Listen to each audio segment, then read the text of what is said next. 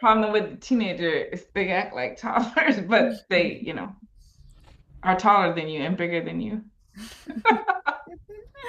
Yeah, today I had a We're bit of a boundary because I got a text from one of my kids, like as an emergency text, and then I got it during the session and it scared me. Then I get off and I call and it's just about should I catch this bus or that bus? And not an I'm emergency. like, don't text me like that because my heart rate goes up and I think like Oh.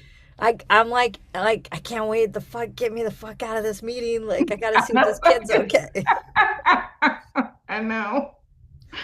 How do you know it was an emergency? Was it like the mom in all caps? Like It was what? like, What? Mom, can I talk to you, please? Exclamation, exclamation, question, question, question. And I'm like, oh my gosh, like Oh someone's my god. pregnant, like there's just Somebody some died? Like somebody died, like you got your computer stolen. Like my mind's off and running. Like, you're in the ER? Like yeah, you're in the something. ER, you got pulled over, you're in a car with drunk drivers, like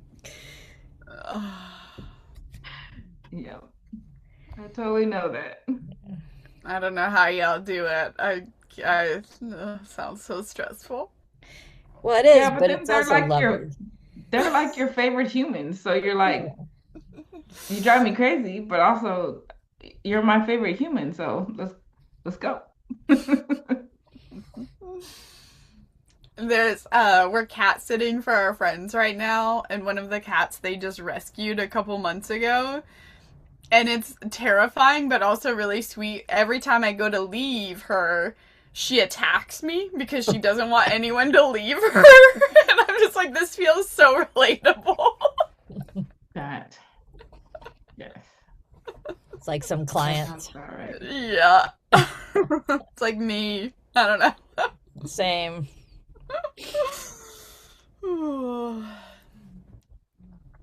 Well, what should we talk about, Rebecca? I'm kind of But not. only make it happy, Rebecca. We're talking No, about something happy no, today. it's not true. I was giving Jenny. I was like, everything seems sad and stressful. Did you see the news about Cesar Chavez? No, what? What? Wait, basically, there were all these like serious allegations of childhood sexual abuse that he'd done over the years to these women. And then Dolores Huerta came out and said, actually, like, he assaulted me twice and she got pregnant twice and then gave the babies up for adoption, like, secretly and, like, didn't say anything. She's like 96 talking about it for the first time because she didn't want to, she felt like so much was riding on the farm workers union. Like, she couldn't talk about it or it would destroy everything in the community they built. And so I was like, I don't know. Yeah.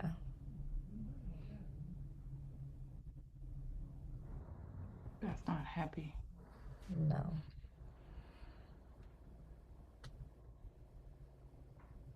Yeah.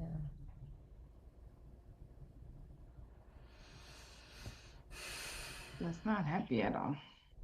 No.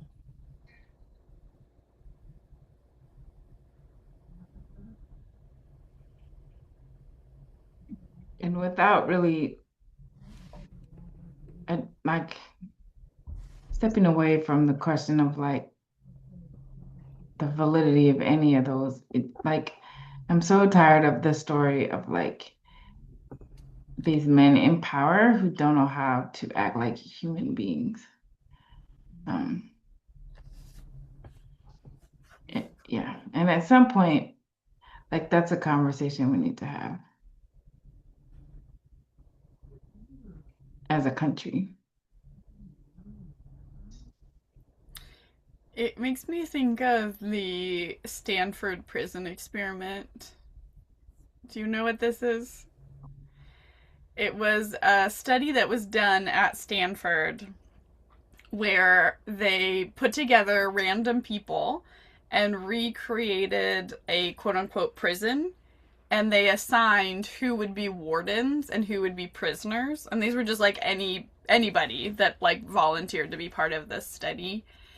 And within like 72 hours there were like forms of torture and abuse that were happening, and the researchers didn't stop the study. It kept going on, and they were observing it. And it led to theory, and of course there's a lot of issues with how the study was actually done, but it led to a lot of theory around like people put in positions of dominance and power are going to have the worst parts of humanity come out of them.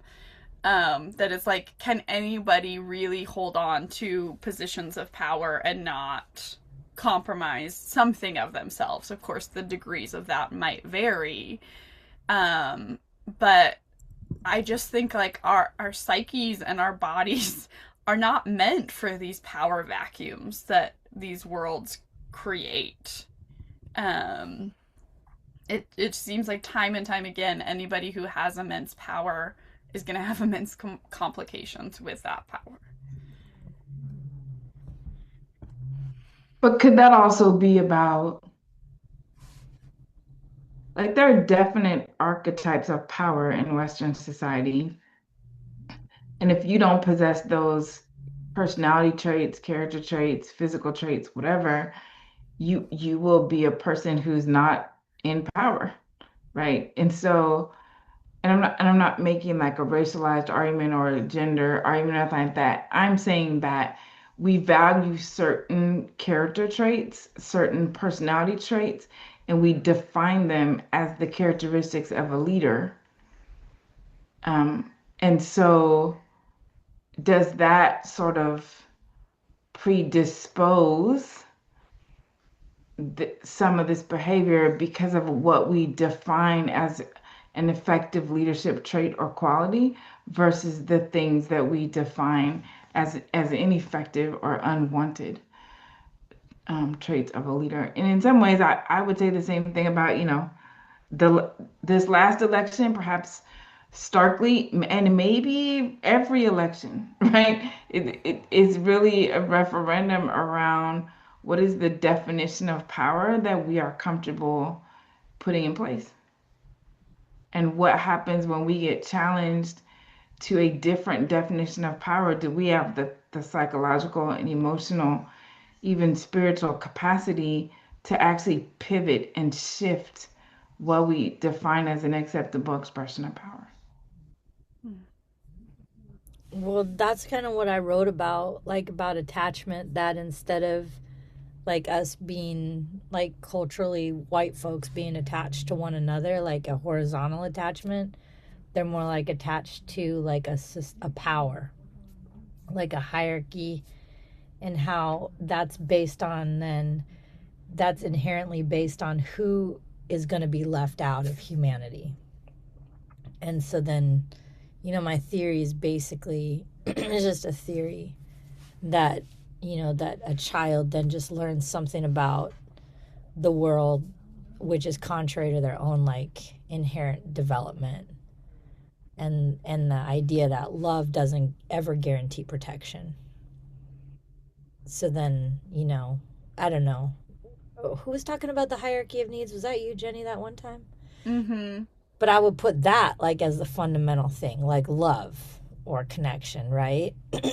Even above food, I think. For me, that's how I would think about it. And if that isn't there, if that's just based on like you're constantly fighting to stay in or keep someone else out, then I think you get what you get with, we get what we get. We get like these like incessant cycles of trauma and hurt and powerful men and everything.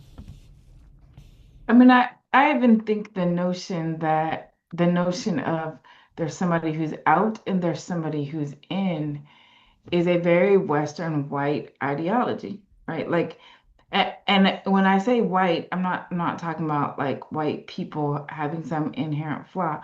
I'm saying that the very notion of whiteness is absolutely built on the question of who has access to resource and power and who does not.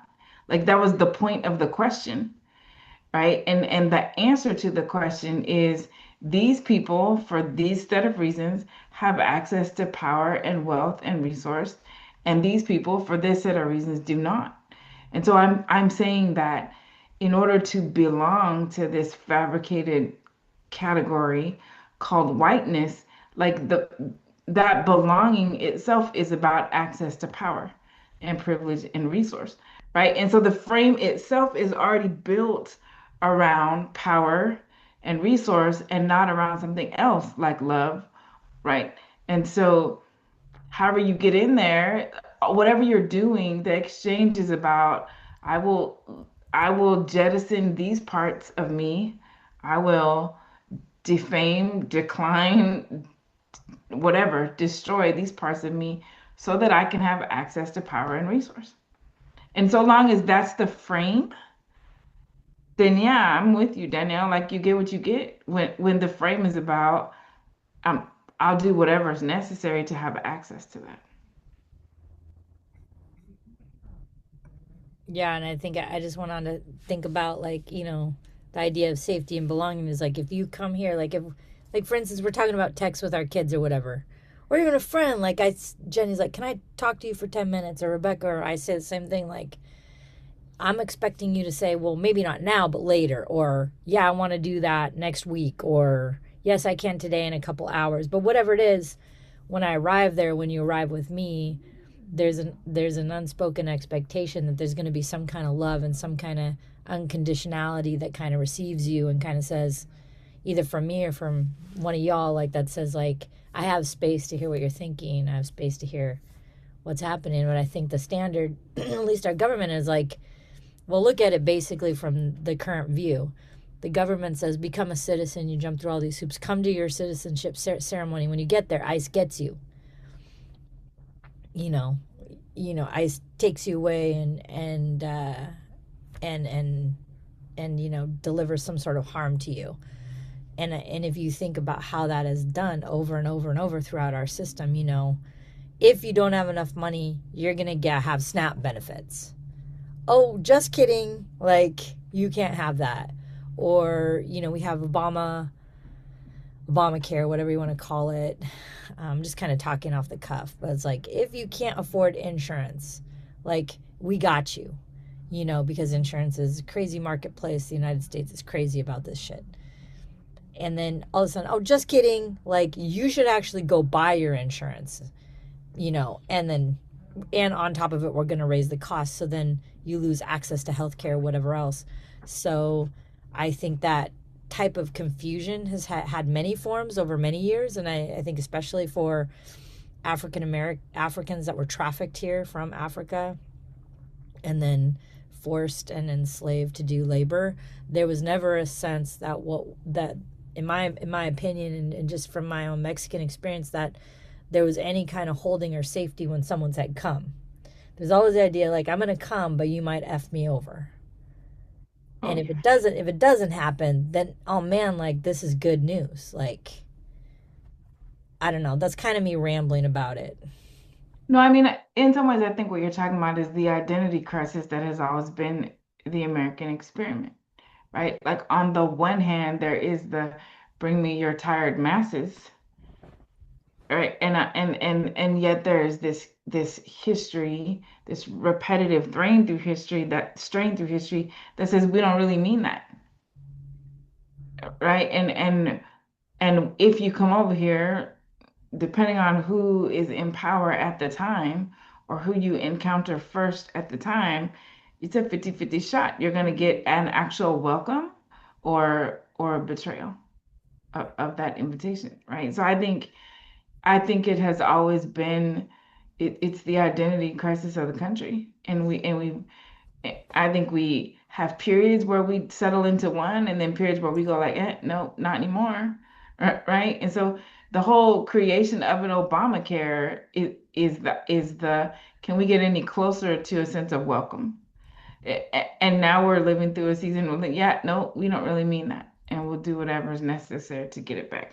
And I don't mean to be idealizing it. I don't mean to be saying that, one social program is a panacea. But I do think you're right about, there is this invitation that can sound like it's legit and and real, and you can get here and find out that it's not. And then you can see why a guy like Cesar Chavez, he's climbed all this ladder. He's quote doing all these good things, right? And then he does what he does, and the women are like, well, things have been so bad, so whatever you've done to us, like let us just keep that quiet because even this is what I'm assuming is is maybe I haven't heard Dolores. She was on a podcast, but I'm assuming there's some sense of like, well, I'm just gonna take it, you know. I'm just gonna take it. The the what's happening in the civil rights movement far outweighs my own personal suffering here with this man. I don't know. I haven't heard her speak, but that's kind of some of the talk I've heard. I mean, which I think, again, I don't want to get into without knowing any of the detail. I don't want to be commenting on or seeming like, we're agreeing or disagreeing or giving anybody a pass for anything that happened. But I do think that what can happen um, in in in a society where there's this collective identity value, and there's this sense that what the collective needs is more important than my own individual needs, which I think, when you get into marginalized communities, even in the United States, there is this very much the sense of what the whole needs far outweighs what the individual needs, and there can be this call to sacrifice a sense of self for the collective whole. It certainly leaves you vulnerable to the idea or the expectation or the demand culturally that you would sacrifice yourself. And if you don't, you could perhaps be risking expulsion from the community, which, if you're already marginalized and you're talking about being marginalized amongst the marginalized, that's a pretty scary thought. And it's not that far of a leap for someone to say, yeah, no, let's not do that. Have either of you guys seen Pluribus? Or have we talked about Pluribus? I'm gonna give away a little bit of this show, but it won't ruin anything. It's a show on Apple that's very interesting, and there's like this organism that has made everybody on Earth like one organism. So they're all like a hive mind and not thinking for themselves, except for one woman. She, for whatever reason, didn't get this virus. But I think a big part of the commentary is like this tension between the ideals of capitalistic individualism and a group identity. And like how do we actually wrestle with the detriment of both of those extremes of like one being like so group oriented that there's this cost to the individual, but the flip side of that is that like individual liberation often comes at the expense of a group. And so how do we find what liberation and equity look like when this is a real place of tension between the individual and the collective?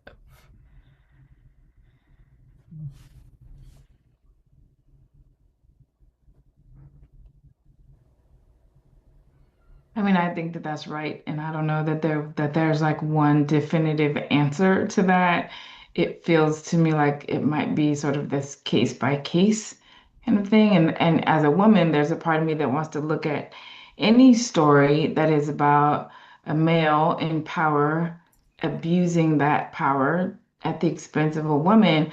I want to be able to say, oh, clearly and most definitively, she needs to protect herself, and she needs to speak whatever truth is necessary in order to see that happen. Um, and also, right, that's easy to say from an ivory tower when you're not actually walking in that person's shoes. Um, so, I wouldn't. I'd like to stay away from oversimplified solutions to what I think is a very complex issue. And I'm again, I'm not saying that there's not there might very easily be like very clear right versus wrong, but I can imagine what it is to be a woman in that circumstance and feel a very real sense of it won't be good for me to say what's happening out loud.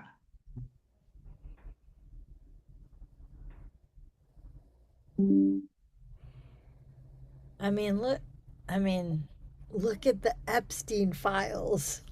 Yeah. These people put name and heart and like details out there. And we have names of perpetrators in the United States, and so far they're all scot free. Yeah. Which is again why you can hear how people go like, yeah, it won't be good for me to say anything out loud. Yeah. Mm-hmm. Feel Right. that. And how many times now have the names of the victims not been redacted, but the names of the perpetrators are, and the harm that comes to those for speaking out with no accountability for those that have harmed them. Right. And I think it's really important to say like the harm that you're talking about there could be nothing more than having to go through the telling of your story only to have it have no impact. That by itself is enough harm, let alone if we're talking about retribution or retaliation against a victim or a survivor that spoke out, right? And then sometimes I think we think that, well, nothing happened to her, she didn't lose her job or whatever. That doesn't matter. Like the harm that simply comes from I told you what happened and you turned your back on me is enough. That you said nothing, that you did nothing is a harm unto itself. It's such a trick, though, because if you say nothing, bad stuff keeps happening. Yep. And And like, you could say something and bad stuff still keeps happening. don't I know that?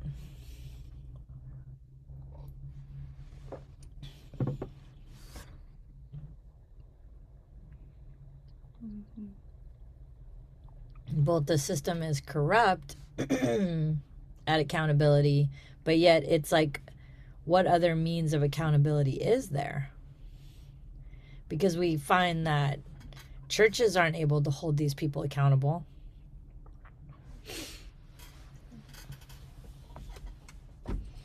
And clearly, I mean, organizing groups aren't that much different than churches half the time. there's probably even a more fundamental question of like, what is actual accountability, right? Let alone who can pull it off, right? Like, what actually is going to feel like the person is accountable for their actions and their choices?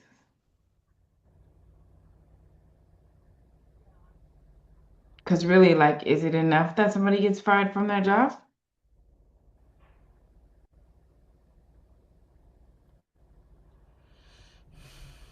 Luis tells a story on his block in Mexico. There was a someone pulled up into a car and they heard this commotion outside, and there the houses are really close, like they share really close in his neighborhood, and they heard all this yelling and screaming, and this guy had come back from I don't know where, I don't remember, it's not important, but he had drove up to the neighborhood and he'd been accused of sexually assaulting someone, and that someone was on that block, and another man had gone and ripped him out of the car and was just pummeling him, like pummeling him.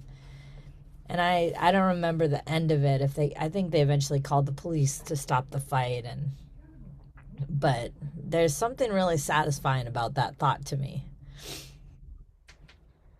that there was, it didn't solve the problem. I'm not advocating for violence necessarily at all, but I don't know. But in that moment, like, it's just some raw accountability. Like, what are you doing? Like, Mm-hmm. Mm.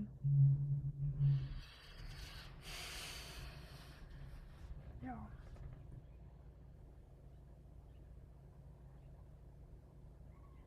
Well, I'm thinking about at least in many, many, many white spaces, like what you were saying, Danielle, is like you can't have accountability without community. And most white-bodied people are not in community. There's no real sense of interdependence and interindependence. It's so siloed. You go from your personal home to your personal car to your personal cubicle to your personal, everything is so insular and isolated that there isn't kind of like, I think, the safety net that is required for accountability to take place. And I'm thinking about the last time I went to Uganda, and I was hearing from Ugandan psychotherapists telling me about people who had been in the rebel militia, basically, who had often killed people in their community, who had done these things that were very harmful to the community. And these are small communities. So when the person comes back, whether they get taken by the Ugandan military, whether they defect, whatever, they would come back and there was super specific rituals that the entire community would do. And it was like this process of like essentially atoning for sins and rebirth and like reintegrating into the community, and rituals that sounded very traumatizing to me. And I was like, I couldn't understand. I'm like, I'm a mental health counselor. Shouldn't these people just get therapy? And these Ugandan psychotherapists were like, no, like our highest value isn't individual health. Our highest value is the community. And this is actually what the community needs to welcome this person back after what has taken place.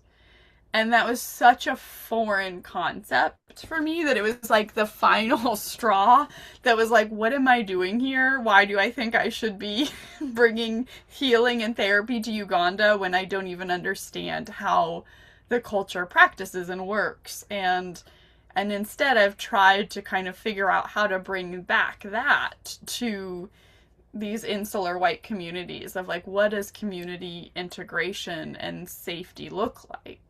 And I think that has to be established before accountability can even really truly take place.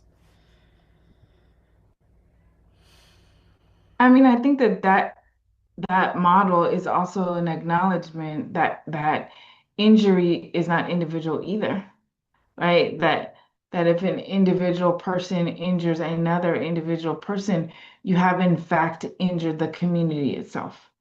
That the community has lost something in addition to the injury that happens on the individual level, right?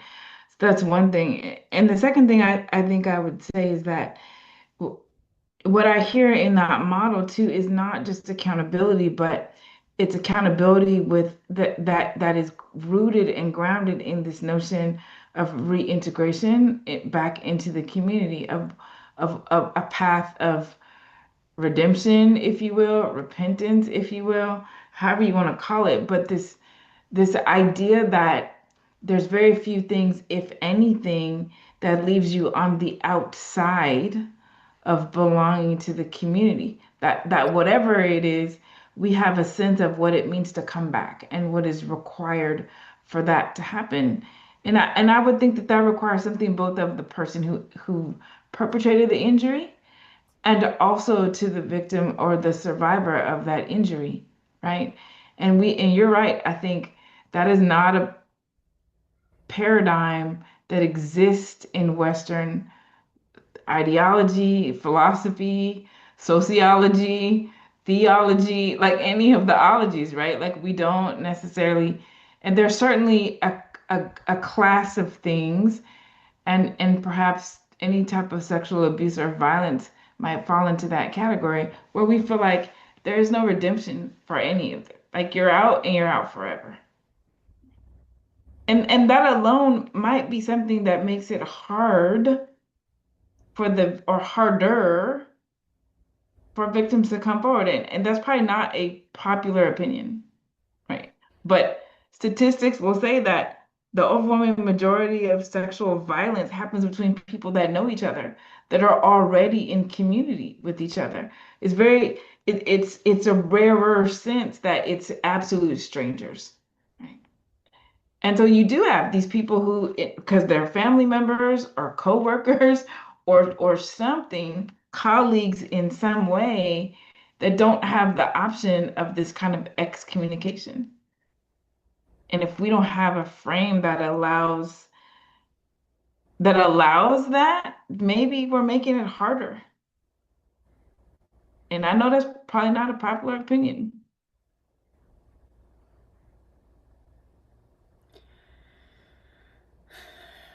I'm in a pretty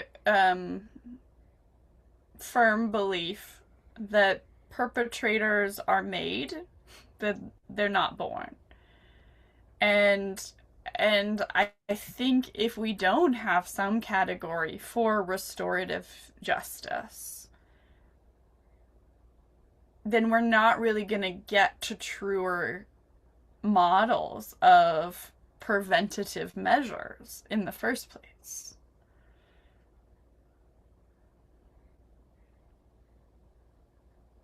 Where are you at, Danielle? Because where are you? I agree. I don't disagree. Um, I do think that this, I don't know, maybe this is a unkept thought, but when people talk about sexual assault and they talk about what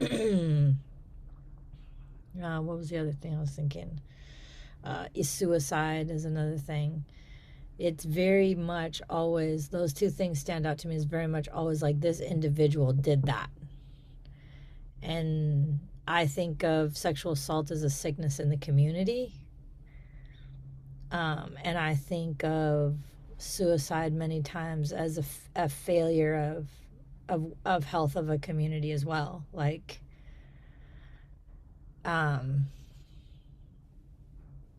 there weren't, I think of, Jenny, it doesn't, I think it goes along a little bit with what you say, like they're made, you said, like that people develop into that. There's something about, let's use the idea of churches, evangelical churches, and how, and or a Catholic church, how much sexual assault, sexual abuse has been prevalent in those spaces. Typically, some kind of pastor, priest role to, variety of different people abusing that power in a specific sort of way. And I think it's a sickness in the community that is somehow passing off this behavior, or not willing to engage the innuendos, the things that set up that behavior long before it gets to actual assault. Like, what's happening before that? Like, what is the community willing to look past? Well, I mean, as it turns out, they're willing to look past almost anything. Um, yeah, I don't know what you guys think about that, but yeah. I mean, it feels really hard, nearly impossible to be trying to conceptualize this it, with when the example is something that's so horrific, as to be like any kind of sexual assault or sexual violence. Yeah. But still, I don't, like you said, I don't necessarily disagree. And um, so this is much lighter and less significant of an example, but I do think it gets at something that you're talking about. And so we raised both of our kids to not believe in, and God forbid anybody is hearing this and gets mad, but we raised our kids not to believe in Santa Claus. Like, we told our kids from jump, Christmas is Jesus' birthday. Won't do it. I didn't even ever really say anything about Santa. We just said Christmas is about Jesus' birthday. That's what it's about. That's how we roll, right? And so, do I have a Christmas tree? Yes. Do I have gifts? Yes, all that. But but did I also teach my kids that primarily this is a religious holiday. Yes, I did. And so one day, my daughter came home from school. She was probably, I don't know, second grade, whatever. Super upset because they had gotten into this conversation like at lunch at school about Santa Claus. And she was like, know what you told me, and I know that that is true, but I didn't know what to say in front of all my friends when they were having a conversation. So when somebody asked me if I believed in Santa Claus, I said yes. And I want to know, am I in trouble or am I going to be in trouble with God because I lied, right?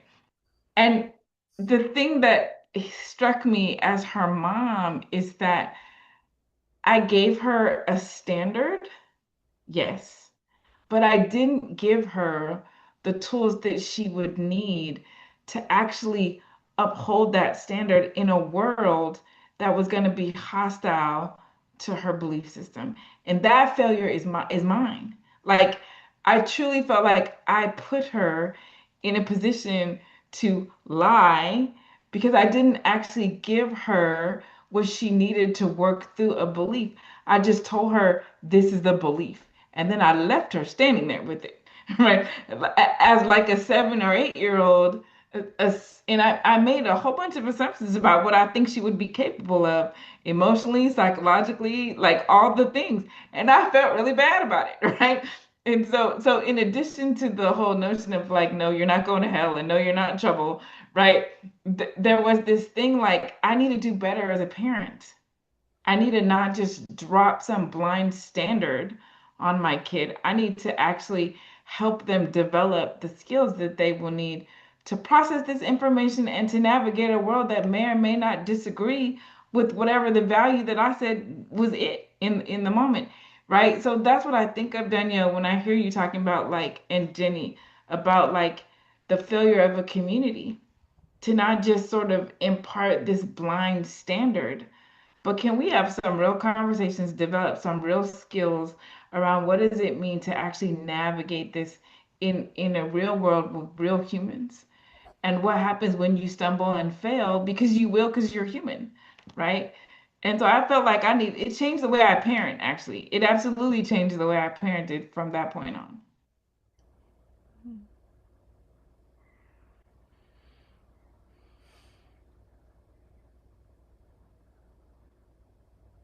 One of my kids drew a picture of Santa getting decapitated, and then like wrote ha ha ha, or like did some cartoon about it because she'd seen her older sibling looking at a cartoon like that, and crumpled it up and threw it in the bath in the garbage, and the teacher found it, and like we got called into the office about it. So I don't know, Jenny.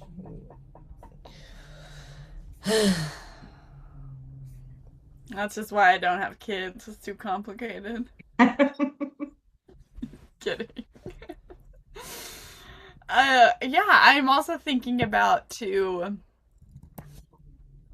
the failure of our system in giving language and permission to children and adults because of everything we've already talked about today and so many other things that I don't want to say that harm is inevitable, but it pretty much feels like that in this world. And so, how do we work to mitigate and minimize harm while also working to help people feel empowered to speak up when they've been harmed? Like, what is so devastating to me is that this woman is 94 and just now feels safe and free enough to talk about this experience. And it just thinks about like the decades of Mhm, carrying that mhm, experience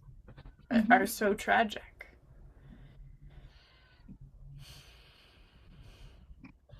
Yeah. I mean, what we ask women to carry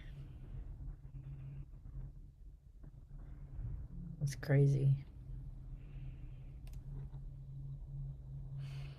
It even that to me, and I do agree with that sentence, but this stuff particularly is so oriented around the woman, right? And being somebody that is raising a son, right? Like there actually needs to be a different question Mm, about what we require of boys and men, of themselves, not of the women that are in proximity to them, but what do I actually require of you as a boy? As a man, as a young adult, like seeking to become a man, what do I actually require of you about the way that you think about information, about the way that you process information, about the way that you hold your body, right, in proximity and in relationship to others? Like there actually needs to be a whole different set of questions mm, that is not around um that somehow all of this is on the girl because her skirt was this length or her shirt was this way or what the heck ever, right? Is the conversation. And Mhm. that's also something I think there's not even vocabulary for that. There aren't any parenting books, necessarily around those kinds of things. mm, mm.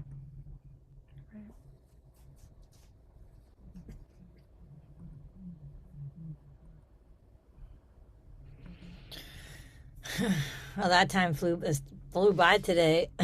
So much to think about. I told Right. Jenny I We wanted to didn't talk talk about about something. anything happy. No, we didn't talk about anything happy. I'm blaming Rebecca for that. No, no, no, no, no, no.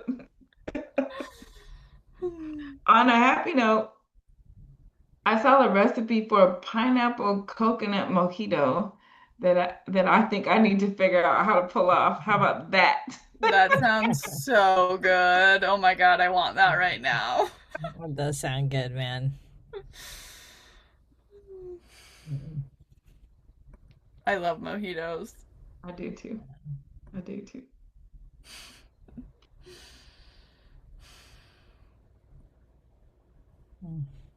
I'm sorry, Danielle, for the hit that this is to your community and to the arc of civil rights in the Latino community. I pray there is a accurate sort of resolution Yeah. to whatever is there. Yeah, me too. I think, if anything, hopefully, the swiftness with which there's been support for the victims, I hope at some point that swiftness and support for victims of other famous men is also there. Yeah, yeah, yeah. Yeah. Particularly our whole government. Yeah. There's something that feels like painfully poetic about that, in that my imagination is that those coming to the victims are people that have been in this legacy of civil rights and caring for workers and like showing up for people.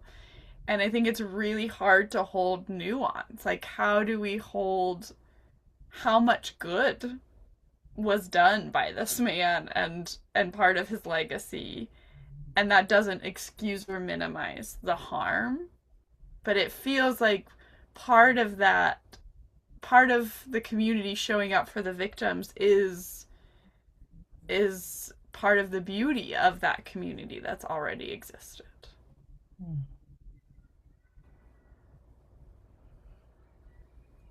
Yeah, I think this is where I wish we had access to maybe more ancient cultures that probably have some real wisdom about how to do these things. Um, because it feels really tricky to even try to step in um, without feeling like you're doing more harm to parts of this story that you don't want to do harm to. on both sides. And even to say that on both sides, it just feels like it's really hard to say, right? Because you don't want to be giving this false kind of moral equivalency. Um, and this is the reality of complex human life.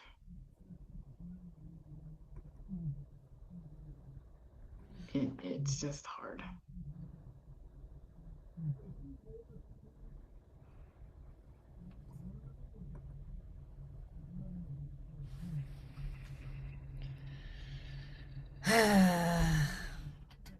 Well, we didn't solve the world today. Not yet. We're getting Not yet. closer though. We are getting closer. Mm, Mm.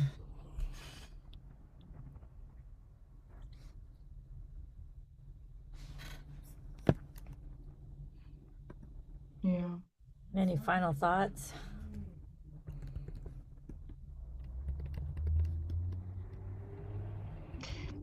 It does make me think about the Truth and Reconciliation Commissions that came out of apartheid in South Africa, and maybe just in the idea of what does it mean to borrow from a culture that has tried to wrestle with these things.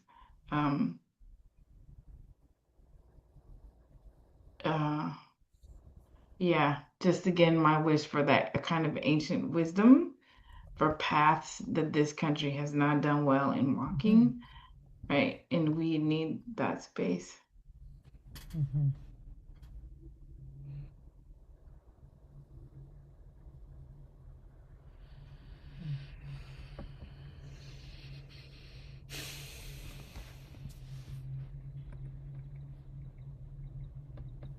Well, one happy thing is I did deadlift 290 pounds for 10 times. You what? What? Yeah, I deadlifted 290 pounds 10 times. That's amazing. Not that it really has any practical application in my life, but it does feel good to do it. Yeah, you can say That's you a did it. practical application. That's a win. But basically, it means like if you're in a fire, I could throw you out of the window. That does make me feel better. Yeah, you just need to move closer, Jenny. I know. Except I want to know, are you responsible for there being a fire in the first place? Because No. that might be true. Very true. Depends on what That house might you're actually in. be true. Depending on what house you're in, man. They're funny. Jenny, you didn't give us any clips of your humor. I'll make some and I'll put them up. I feel like you've been holding out on us.